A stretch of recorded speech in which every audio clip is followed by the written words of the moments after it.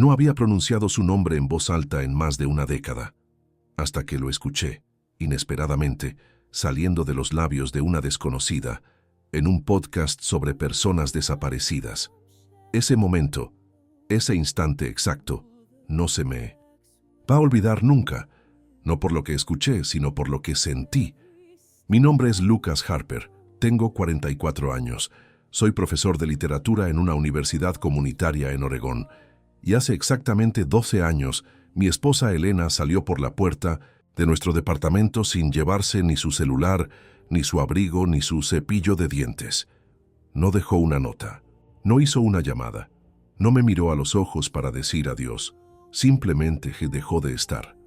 Durante años, repetí esa frase como una especie de mantra. Ella se fue sin decir nada, y con los años, esa frase dejó de doler y se convirtió en rutina. Como cuando uno pierde un libro favorito. Al principio lo busca con desesperación, pero después se resigna y hasta olvida cómo era la portada. Yo aprendí a vivir así, con una ausencia envuelta en silencio, con un hueco disfrazado, de costumbre. Aquel día, el día del podcast, era un martes cualquiera, el tipo de martes en que uno no espera que algo cambie. Estaba conduciendo de regreso a casa después de clases. Llovía. La radio del auto estaba encendida, pero yo no prestaba atención. Tenía puesta una playlist de podcasts aleatorios sobre historias reales. Me gustaban porque no exigían nada, solo escuchas y sigues. Y entonces, sin previo aviso, una voz femenina dijo algo que congeló el mundo a mi alrededor. Elena Harper, desaparecida en Portland, Oregón, en marzo de 2013. Continúa siendo uno de los casos más inquietantes de la región. La radio siguió sonando, el coche siguió avanzando, pero dentro de mí, todo se detuvo. No podía respirar, no podía pensar, solo pude repetir mentalmente su nombre. Elena. No era una coincidencia, no podía serlo. La fecha coincidía, la ciudad también, la edad que mencionaron, la descripción física, todo. Detuve el auto a un costado de la carretera. No me importó que lloviera. Rebobiné el episodio. Lo escuché desde el principio. Volví a escuchar cómo la conductora, una periodista llamada Leah Grant, contaba los detalles del caso. Desapareció sin dejar rastro. Su celular fue encontrado cargando en la sala de estar. Sus objetos personales intactos. No hubo signos de violencia. No hubo testigos. La policía consideró la posibilidad de una desaparición voluntaria. La escuché describir la escena. Mi escena. La misma que viví una noche de marzo, 12 años atrás. Y por un momento me sentí como un personaje dentro de una novela que alguien más escribió. Una novela que yo creía haber cerrado, pero que alguien estaba leyendo en voz alta, página por página sin mi permiso. Durante años había imaginado lo peor. Había pensado que Elena fue víctima de algo. Secuestro, ataque, suicidio. Cada hipótesis me acompañó durante noches interminables. Me acostumbré a la incertidumbre como uno se acostumbra al eco de una casa vacía. Pero escuchar su nombre en ese podcast, escuchar a una mujer viva hablar sobre ella, con palabras frías, como si fuera un dato más, me desarmó. Apagué el auto. Me quedé sentado con las manos en el volante, la mirada perdida. La lluvia golpeaba el parabrisas como si intentara despertarme. Pero no era un sueño, era ella, mi esposa. Volví a escuchar el episodio, 2 veces más. Grabé algunos fragmentos en mi celular. Tomé nota del nombre de la periodista. Y cuando por fin tuve valor, busqué su contacto en internet. Le escribí un correo breve. No me salieron grandes palabras. Solo escribí: mi nombre es Lucas Harper. Elena Harper era mi esposa. Creo que tengo que hablar con usted. Lo envié. Cerré el correo. Y sentí algo que no había sentido en mucho tiempo. Nervios. Esa noche no volví directo a casa. Manejé sin rumbo por la ciudad. Pasé por lugares donde solíamos ir. La librería de la esquina, el café donde me enseñó a tomar té de manzanilla, el parque donde le propuse matrimonio bajo la lluvia. Todo estaba igual, menos yo. Llegué a casa cerca de la medianoche. No encendí la luz del pasillo. Dejé mis llaves en el mismo cuenco de cerámica donde ella solía dejarlas, y me senté en el sofá en silencio. La tetera estaba aún en el estante superior. El mismo modelo. Nunca la cambié. Nunca supe por qué. Miré mi celular, sin notificaciones, y justo cuando pensé que tal vez ella, Lea, no respondería, llegó la notificación. Lucas, gracias por contactarme. Estuve esperando este mensaje por años. Necesitamos hablar. En persona. Lea. Leí ese correo 1, 2, 5 veces y me di cuenta de algo simple pero brutal. Nunca fue el final. Solo era el primer capítulo malentendido. Y ahora, 12 años después, la historia de Elena y la mía estaban a punto de comenzar otra vez. Nunca olvidaré esa noche. No por lo que ocurrió, sino por todo lo que no ocurrió. No hubo gritos, no hubo portazos, no hubo una discusión final que anticipara lo inevitable. Solo silencio. Silencio de ese que se mete en la piel, del que se esconde entre los muebles, entre los objetos, entre los gestos que no se dicen. Era marzo, el tipo, de frío que no quema, pero se queda pegado en los huesos. Yo había salido tarde del trabajo. Recuerdo que pasé por la panadería a comprar algo dulce, porque ella solía decir que los martes tenían gusto a nada. Le compré un pastel de limón, su favorito. Cuando llegué al departamento, Elena estaba sentada en el sofá, con una libreta, en el regazo. Escribía algo, pero al escucharme entrar, cerró la libreta sin mirar. La saludé con un beso en la cabeza. Ella apenas asintió. ¿Té? Pregunté como cada noche. Sí, respondió casi en automático. Fui a la cocina y puse agua a calentar. Mientras la tetera silbaba, pensé en cómo las cosas habían cambiado. No de golpe, sino cómo se desgastan las cosas cuando nadie las cuida. Antes, cada noche era un espacio compartido. Ahora todo era rutina sin alma. Volví con 2 tazas humeantes de manzanilla, pero ella ya no estaba. Primero pensé que estaba en el baño, o tal vez se había acostado temprano. Elena, llamé sin levantar la voz. No hubo respuesta. Recorrí el departamento, cada rincón. Nada. La puerta principal estaba apenas entreabierta. Su abrigo colgaba en su lugar. Sus llaves estaban en la bandeja de cerámica. El celular seguía cargando sobre la mesita, y su taza de té, intacta, aún humeaba. Sentí cómo algo dentro de mí se comprimía. No era miedo todavía, era confusión. Esa que llega antes de que la mente entienda lo que el cuerpo ya sabe.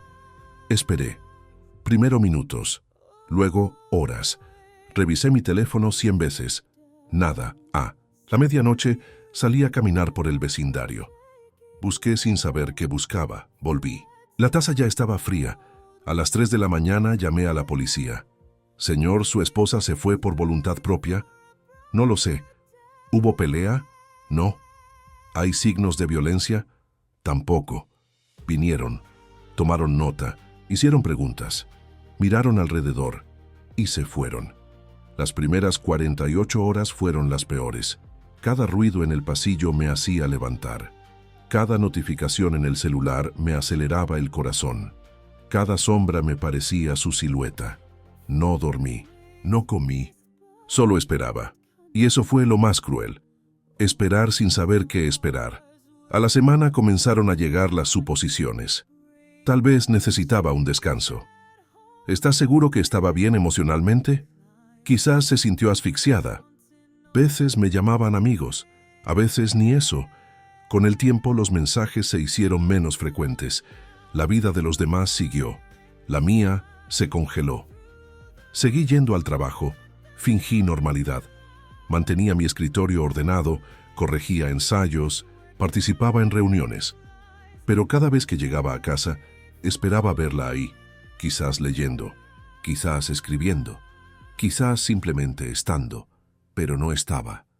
Y cada noche, al ver su taza en el estante, recordaba que fue la última cosa que compartimos, una taza llena, que nunca llegó a tocar sus labios. Pasaron meses, luego años. Guardé sus cosas en cajas, pero nunca las tiré. No podía. Era como si al hacerlo aceptara que no iba a volver. Y yo aún no estaba listo para eso. La policía eventualmente cerró el caso como persona no localizada.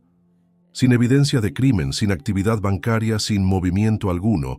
Desaparición voluntaria, lo llamaron. Qué frase más violenta. Como si irse así fuera algo fácil. Como si dejar todo atrás sin despedirse fuera una decisión casual. Lo que nadie preguntó nunca fue, ¿y si no fue solo su elección? ¿Y si yo tuve algo que ver sin saberlo? No con mis actos, sino con mis ausencias, con mis silencios, con mis exigencias invisibles. Nunca fui agresivo, nunca grité, nunca levanté la mano. Pero ahora, mirando atrás, me pregunto si alguna vez la escuché de verdad.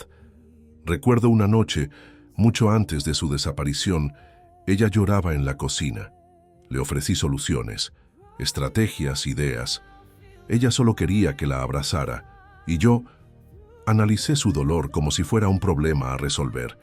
Quizás esa noche del té no fue el comienzo, sino el final de un camino largo, lento y silencioso, que yo nunca supe ver. Y esa taza, esa maldita taza intacta, se convirtió en el recordatorio más cruel de todos, que no supe acompañarla ni siquiera en el último momento. El correo de Lea llegó menos de 3 horas después de que lo envié. Era de noche.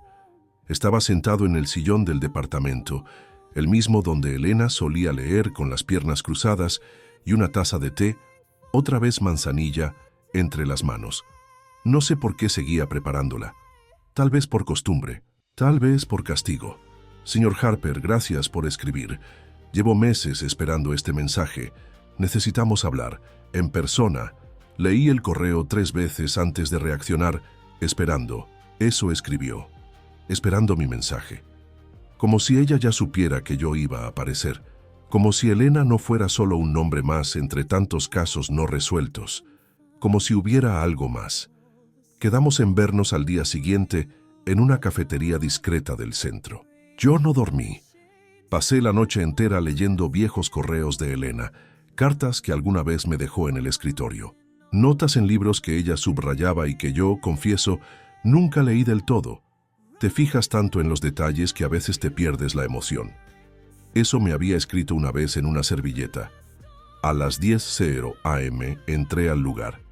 Era pequeño, con sillas de madera gastadas, olor a café fuerte y luz natural que entraba por una sola ventana. Lea ya estaba allí. Tenía el cabello recogido, una laptop abierta y una carpeta gris sobre la mesa. Me miró como si ya me conociera. Lucas, Lea, gracias por venir. Gracias por responder. No hubo charla superficial. No preguntó por mi vida.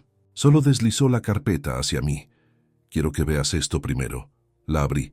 Dentro había fotografías impresas, tomadas desde lejos, con ángulos cuidadosos, grano suave, tonos cálidos, una mujer colocando frutas en una estantería de una tienda, otra imagen, la misma mujer empacando productos en bolsas de papel, sonriendo. Tuve que parpadear varias veces. Mi cerebro quería negar lo obvio. ¿Es ella?, preguntó Lea. Sí. Mi voz apenas salió. ¿Dónde? Idaho, un pequeño pueblo llamado Preston. Lleva ahí al menos 6 años. No podía procesarlo. Durante más de una década pensé en Elena como una posibilidad, una sombra que a veces se acercaba y a veces se alejaba. Pero verla, aunque fuera en una foto, era otra cosa. Una presencia real, con cuerpo, con rostro, con sonrisa. Se hace llamar Clara Jensen. No hay registro previo con ese nombre. No tiene redes sociales, no tiene familia registrada, solo una dirección de alquiler, un contrato de trabajo y silencio. ¿Ella sabe que está siendo investigada? No formalmente. Pero Lea sacó una grabadora pequeña. Ya quiero que escuches esto. Presionó play. Se escuchaban voces, un cliente molesto, ruido de fondo, y de pronto su voz. Puede gritar si quiere, pero no voy a romperme solo porque alguien alce la voz. Me paralicé. Era una frase que Elena decía siempre. La había escuchado en discusiones, en cenas, en momentos incómodos, y ahora volver a escucharla fue como revivir un eco enterrado. Apagué la grabadora con cuidado. Es ella. Lo sé. Está viva. Sí. Y no me ha buscado. No. Lea me miró por un momento. Quiero ser honesta contigo. Cuando cubrimos este tipo de casos, casi siempre las personas desaparecidas fueron víctimas de algo. Pero hay otros casos donde las personas simplemente se van. No por miedo a alguien, sino por miedo a no desaparecer lo suficiente. No supe qué decir. Todo dentro de mí era un torbellino, alegría, ira, tristeza, incredulidad. ¿Dónde estuvo todo este tiempo? ¿Me pensaba? ¿Sabía cómo me dolió? ¿Por qué haces esto?, le pregunté. ¿El podcast? Sí, porque creo que algunas historias solo pueden entenderse si se cuentan en voz alta. Y porque a veces la única manera de encontrar a alguien es escuchándolo hablar sin saber que está siendo oído. Nos despedimos con la promesa de mantenernos en contacto. Volví a casa sin rumbo claro, pero algo dentro de mí había cambiado. Ya no era solo un viudo emocional, ya no era un hombre abandonado, era alguien que había sido dejado atrás con intención, con planificación, con una nueva identidad del otro lado de la frontera emocional. Esa noche volví a abrir su diario. Había una página con una sola frase escrita en rojo. La libertad no siempre se siente bonita al principio. Miré las fotos una vez más y me prometí que no la confrontaría de inmediato. No la perseguiría, no gritaría. Solo haría lo que nunca supe hacer cuando aún la tenía cerca: escuchar, observar, esperar. 2 días después, manejé hasta Idaho. No le dije a nadie, ni a Lea, ni a mis colegas, ni siquiera a mí mismo con honestidad. Era como si mi cuerpo se hubiera puesto en marcha antes de que mi mente pudiera procesarlo. Solo supe que necesitaba verla, no tocarla, no hablarle, solo comprobar que era real.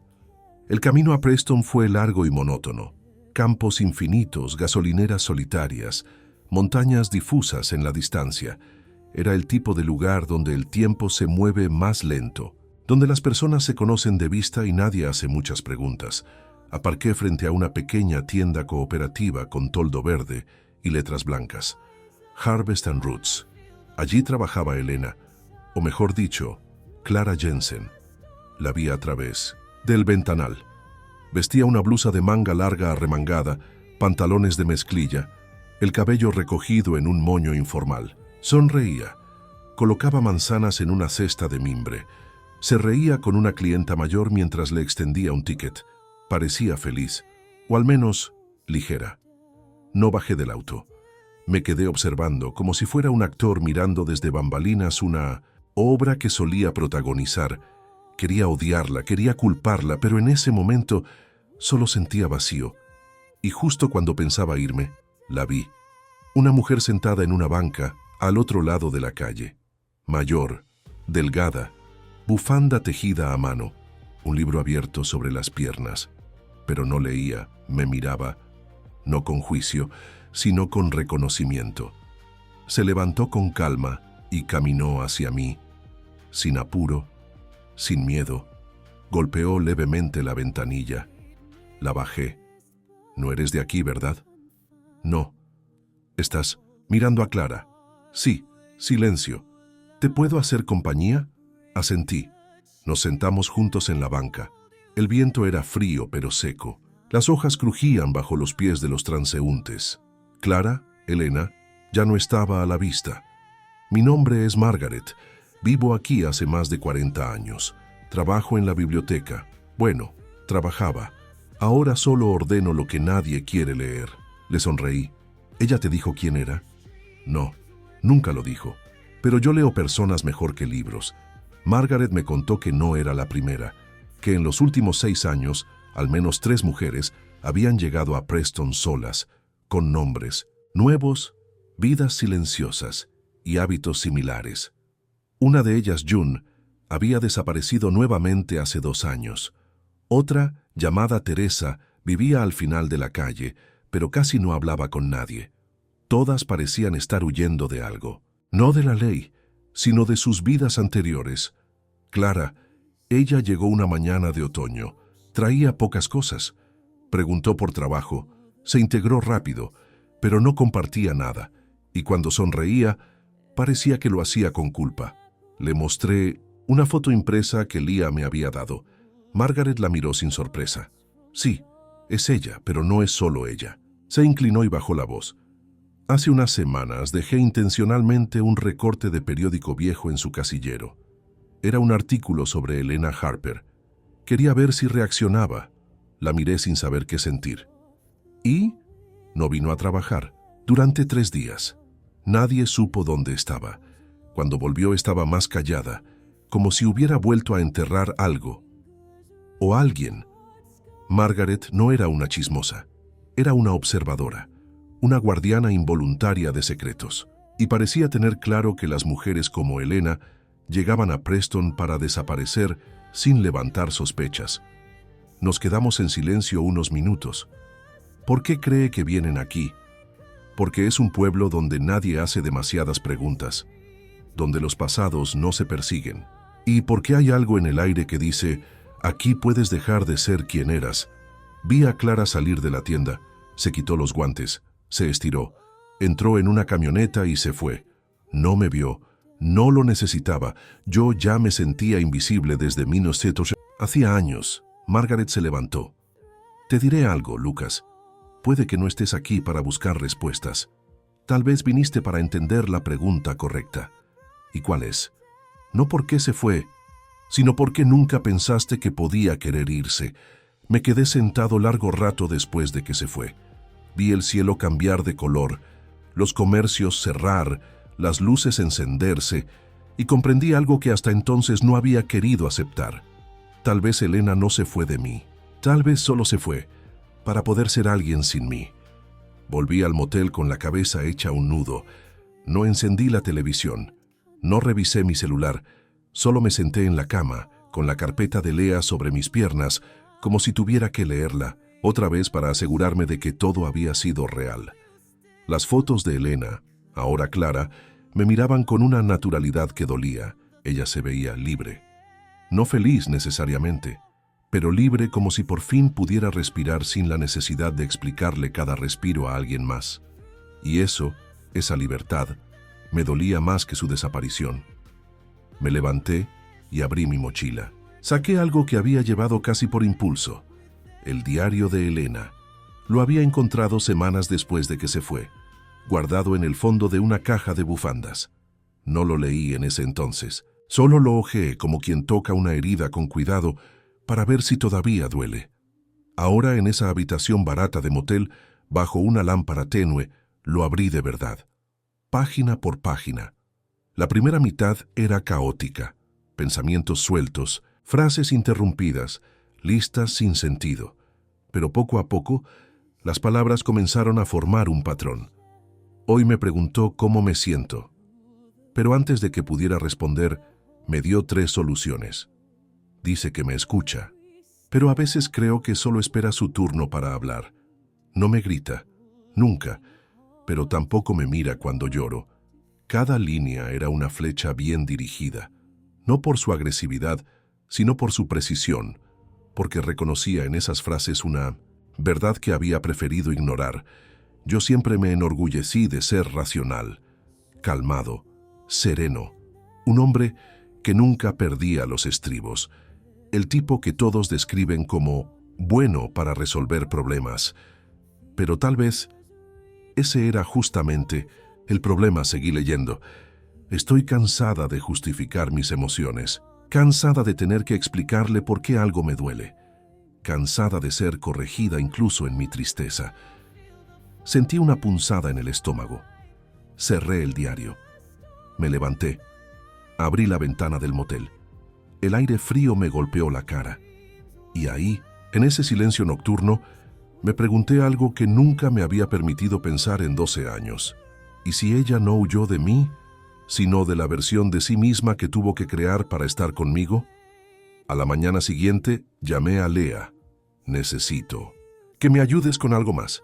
Dime, quiero saber si Elena tuvo ayuda psicológica antes de irse, si vio a alguien, si dejó rastro. Lea tardó un día, pero me llamó con voz firme. Lo encontré. Me envió un archivo escaneado, Clínica Comunitaria de Salud Mental en Portland. Nombre registrado, E. Harper. 3 meses de sesiones individuales. Motivo de consulta. Paciente describe ansiedad constante, temor a la confrontación emocional, percepción de control indirecto en su relación de pareja. Se siente sola a pesar de convivir. No pude hablar, solo asentí en silencio al teléfono. Lucas, dijo Lea, esto no te hace una mala persona, pero tampoco te hace inocente. Le agradecí y colgué. Pasé el resto del día en la habitación, mirando el techo, repasando momentos que antes creí pequeños, como aquella vez que Elena lloró y yo le ofrecí leer un artículo sobre ansiedad, o cuando me dijo que se sentía desconectada y yo le respondí con una metáfora sobre engranajes. Yo creía estar ayudando, pero solo estaba analizando, no la acompañaba, no me quedaba en el dolor con ella, solo intentaba resolverla, como si fuera un rompecabezas, como si sentir fuera un error que podía corregirse. Volví al diario. En una de las últimas páginas ella escribió: no quiero desaparecer, quiero existir, pero si para existir tengo que irme, entonces me voy. Esa frase me partió en dos, porque por primera vez entendí que su desaparición no fue una fuga, fue un acto de afirmación, un grito silencioso, un gesto desesperado de recuperación personal. En otra página más abajo, Lucas no es cruel, pero su silencio me obliga a hablar sola. Cerré el diario, lo abracé contra mi pecho y lloré, no por ella, no por mí, sino por lo que nunca supimos construir juntos. Esa noche abrí mi laptop y empecé una carpeta nueva. La llamé La Verdad, guardé el diario escaneado, el reporte clínico, las fotos de Lea, el audio del podcast. No para hacerle daño, no para exponerla, sino para no volver a engañarme a mí mismo. Ahora sabía que no estaba buscando traerla de vuelta, estaba buscando entender por qué se había ido, y por qué nunca me di cuenta de que ya se había ido mucho antes de cerrar la puerta. Volví a la tienda. No tenía plan. No sabía si iba a hablarle, no sabía si iba a poder sostenerle la mirada. Solo sentía que ya no podía seguir observando su vida desde la distancia como un intruso en su propia historia. Aparqué al otro lado de la calle. Ella estaba organizando productos en una estantería. Vestía de forma simple, con una camisa azul clara y jeans. Parecía tranquila, concentrada, inalcanzable. Entré. El pequeño timbre de la puerta sonó cuando crucé. Ella no levantó la vista de inmediato. Solo cuando me acerqué a unos pasos del mostrador, levantó la cabeza, y entonces ocurrió algo que no esperaba. No gritó, no se sorprendió, no huyó. Solo me miró y susurró: Lucas. Mi nombre, dicho con una voz que no escuchaba hacía más de una década, igual de suave, pero ahora con una mezcla de memoria y distancia, como si ya no me perteneciera. No dije nada, ni ella. Nos quedamos congelados por unos segundos hasta que rompió el silencio. ¿Podemos hablar afuera?, asentí. Me condujo por una puerta lateral que daba a un pequeño patio trasero. Había una banca de madera gastada, una planta marchita en una maceta y un silencio demasiado limpio para un reencuentro así. Nos sentamos. Nunca pensé que volvería a verte, dijo ella. Yo tampoco pensé que viviría para esto. Miraba al suelo sin saber por dónde empezar, pero ella sí sabía. Sé que quieres respuestas y las mereces, solo necesito que me escuches sin interrumpir. Asentí, y entonces, por primera vez en 12 años, Elena habló sin miedo. No, me fui por odio. No me fui por otra persona. Me fui porque ya no sabía quién era cuando estaba contigo. Me apreté las manos sobre las rodillas. No interrumpí. Lucas, nunca fuiste cruel. Nunca me faltaste al respeto. Pero poco a poco, tu silencio se volvió una jaula. Tus respuestas siempre eran correctas. Tus argumentos siempre lógicos, y yo no podía competir con eso. La miré, y por dentro me rompía. Yo solo quería sentir, no soluciones, no estrategias, solo sentir. Y cada vez que me quebraba un poco, tú tratabas de pegarme con ideas, como si sentir fuera un error. Se rió con tristeza. ¿Te acuerdas de cuando lloré en la cocina y me diste un artículo para leer? No necesitaba un PDF, necesitaba tus brazos. Yo no podía hablar. No todavía. Fui a terapia. Intenté explicarme. Intenté explicarte. Pero tú siempre tenías una explicación mejor. Y entonces, un día, me cansé de desaparecer en tus palabras. Ella sacó algo del bolsillo de su chaqueta. Una hoja doblada, amarillenta. Me la extendió. Esto fue lo que me empujó a irme de verdad. Desdoblé la hoja. Era una carta, firmada por Marina, una mujer con la que tuve una breve historia antes de conocer a Elena. Una carta que, honestamente, ya había olvidado. Pero Elena, no. A veces pienso que si hubiéramos coincidido antes, otra habría sido la historia. Sí, algún día decides dejarlo todo. Estaré en Seattle. Leí esas palabras y sentí un frío en el pecho. Sabía que nunca respondí esa carta. Nunca la busqué, pero tampoco la tiré. La encontré 2 días antes de irme, dijo Elena, y ahí entendí que no solo yo quería desaparecer. Tú ya lo habías hecho, solo que más educadamente. Silencio, no el incómodo, sino el que aparece cuando la verdad ya no necesita justificación. Durante años pensé que me odiabas, dije finalmente. No, solo necesitaba existir sin explicarme tanto. La miré y no vi una traidora, ni una cobarde, ni una víctima.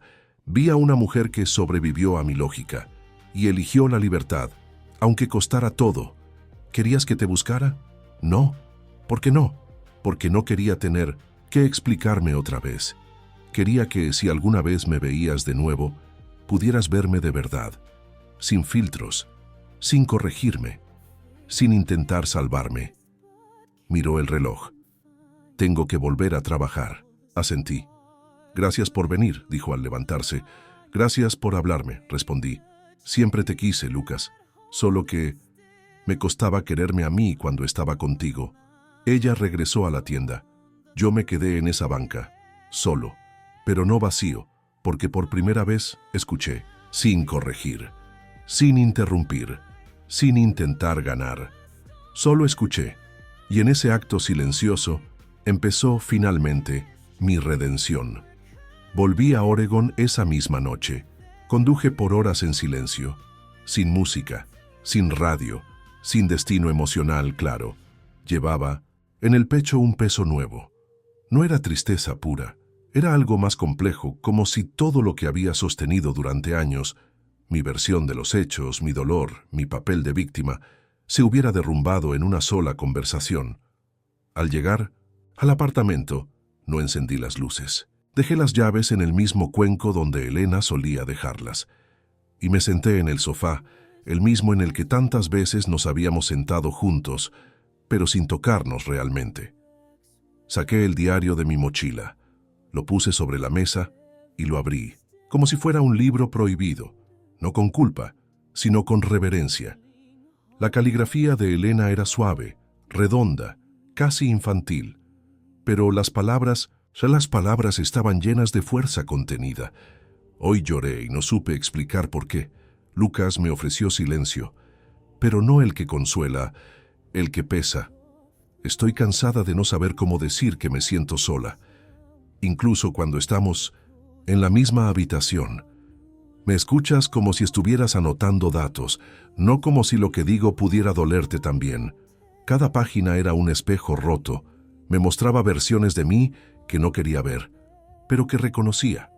Había usado mi calma como escudo, mi lógica como defensa, mi corrección como forma de control sutil, no con intención de dañar, pero con una torpeza emocional que ahora resultaba evidente, devastadora. En una página central, más desgastada, ella escribió: «Hoy soñé que desaparecía y nadie me buscaba, y al despertar sentí alivio.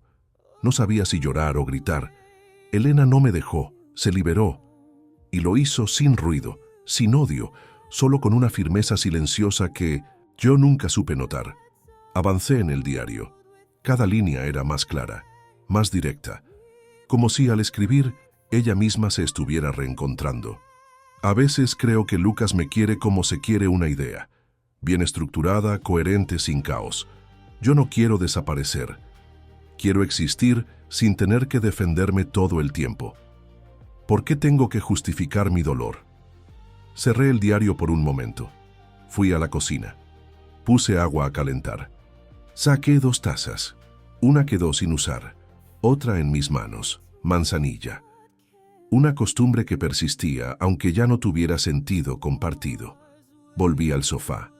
El diario me esperaba, abierto, como si me retara a terminar lo que nunca supe empezar, escucharla sin interrumpirla. En las últimas páginas, Elena ya no escribía como víctima, ni siquiera como esposa. Escribía como mujer, como persona, como alguien que, después de años de ruido interno, había encontrado su propia voz. La libertad da miedo cuando uno no está acostumbrado a tenerla, pero aún más miedo da quedarse donde uno ya no cabe. No fue una decisión de un día, fue una muerte lenta. Yo me fui apagando con cada corrección, con cada mirada vacía, con cada abrazo ausente.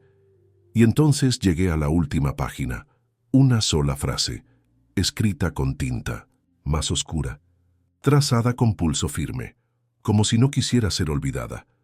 No quiero que me extrañes, quiero que me entiendas. Esa línea me destruyó, porque por primera vez entendí que durante todos estos años no había llorado por ella. Había llorado por mi versión de ella, por lo que yo creía que era su abandono. Pero ahora, después de verla, de escucharla, de leerla, sabía que su desaparición no fue un castigo, fue una decisión de vida.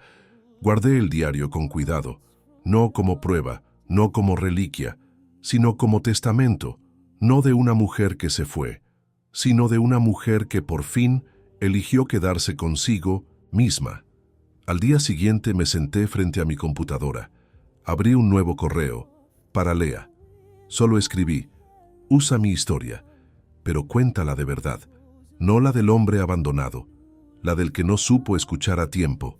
Presioné enviar, me levanté, fui hasta la ventana. El día estaba gris pero sin lluvia, calmo, como si el mundo, por primera vez en mucho tiempo, estuviera en sintonía con lo que yo sentía. No paz, pero sí verdad. Y eso, en este punto, era suficiente. No escuché el episodio de inmediato. Esperé, no por miedo, sino por respeto. Había algo sagrado en dejar que las palabras encontraran su tiempo, su espacio, su volumen. Durante años, la única voz que había escuchado sobre la desaparición de Elena era la mía. Ahora, por fin, iba a escuchar la suya, aunque no viniera de sus labios. Cuando finalmente pulsé play, no estaba en casa. Estaba en el bosque, mi bosque, ese pequeño rincón de tierra en las afueras de Oregón donde compré una cabaña meses atrás. Mi retiro, mi renacimiento. Llevé mis audífonos, un termo con café caliente y su diario en la mochila. Me senté sobre una piedra grande, rodeado de árboles altos, y respiré. Luego simplemente escuché. Mi nombre es Lea Grant, y esta no es una historia sobre una desaparición. Es una historia sobre silencio, sobre identidad y sobre la forma en que a veces nos vamos mucho antes de irnos. La narración era clara, no dramática, no sentimental, simple, honesta. Contó nuestra historia sin buscar culpables, dibujó los dos lados sin borrar las heridas. Elena Harper desapareció en marzo de 2013. Su celular, su abrigo y sus llaves fueron hallados en su departamento. Durante 12 años no hubo rastro alguno, hasta que su nombre apareció inesperadamente en una grabación de audio enviada a este podcast por un oyente anónimo. Lea explicó cómo me contactó, cómo revisamos los documentos, cómo viajé, a Idaho, cómo me senté frente a una mujer con otro nombre, pero con la misma historia en los ojos. Incluyó fragmentos del diario, no todos, solo los que Elena permitió. No quiero desaparecer, quiero existir sin que me interrumpan. Lucas nunca me gritó, pero cada vez que hablaba sentía que mi voz se encogía, mi garganta se cerró. No por vergüenza, ni siquiera por culpa, sino por reconocimiento. Yo había sido ese hombre, no un abusador, no un monstruo, pero sí alguien que amó con fórmulas, con estructuras, con lógica, sin saber que a veces el amor necesita espacio para desordenarse. El episodio no terminó con una moraleja, ni con una redención. Terminó con una pregunta. ¿Cuántas personas viven en relaciones donde sienten que no pueden ser ellas mismas y aún así se quedan? ¿Y cuántas logran irse y volver a encontrar su voz? Cuando la grabación terminó no me levanté, solo me quedé ahí, escuchando los sonidos del bosque, el viento, las hojas, ese tipo de silencio que no pesa, sino que acompaña, y entonces comprendí algo. No había nada más que decir, y eso era libertad. Regresé a la cabaña antes del anochecer. Encendí el fuego, abrí el correo. Había cientos de mensajes, alumnos, desconocidos, mujeres agradeciendo, hombres confesando. Uno decía, gracias por contar la historia de los silencios que no matan pero que secan. Otro, me vi reflejada en cada palabra del diario. Hoy decidí irme con mis hijas. Gracias. No respondí a todos, no podía, pero leí cada uno. Sentí algo que no esperaba sentir después de todo. Propósito, mi dolor, había servido para algo. Mi historia le dio nombre al dolor de otros. Y eso ya era mucho más que justicia. Esa misma noche recibí un mensaje, sin asunto, remitente oculto, solo decía, gracias por contar mi historia sin convertirla en un espectáculo. Gracias por no intentar corregirme esta vez. No respondí. No hacía falta. Semanas después vendí el apartamento en la ciudad. Doné la mayoría de mis cosas. Guardé solo lo esencial. Me instalé definitivamente en la cabaña, con mi perro scout, con mis libros, con mis manos que ahora construyen muebles para los vecinos, y con mi historia, que ya no pesa, porque la entendí. Una mañana recibí una carta del equipo del podcast. Era de una mujer en Fort Worth, Texas. No, nos conocemos, pero gracias a su historia, la policía tomó en serio la desaparición de mi hermana. Ella también había cambiado de nombre. Ella también estaba huyendo, pero ya la encontramos. Y ahora, al menos, podemos empezar de nuevo. Leí esa carta 3 veces. La colgué en la pared, junto al marco de la primera foto que tomé de la cabaña recién terminada. A veces pienso en Elena, no con dolor, tampoco con nostalgia, sino con respeto. No sé si aún vive en Idaho, no sé si cambió de nombre otra vez, no sé si me recuerda cada mañana, pero sé algo que antes no sabía. Yo la amé lo mejor que pude, y ella se fue, porque necesitaba amarse, a sí misma mejor que yo sabía hacerlo. Y eso ya no lo discuto. Hoy doy talleres de escritura en la biblioteca del pueblo.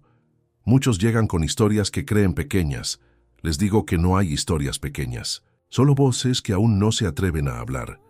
Y cuando alguien me pregunta por qué escribo, respondo, porque a veces la única forma de escuchar lo que callamos es escribiéndolo para que otros lo lean. Gracias por escuchar esta historia. Y si tú también sientes que estás dejando de existir en el silencio de alguien más, que esta historia te dé el valor de volver a oír tu propia voz.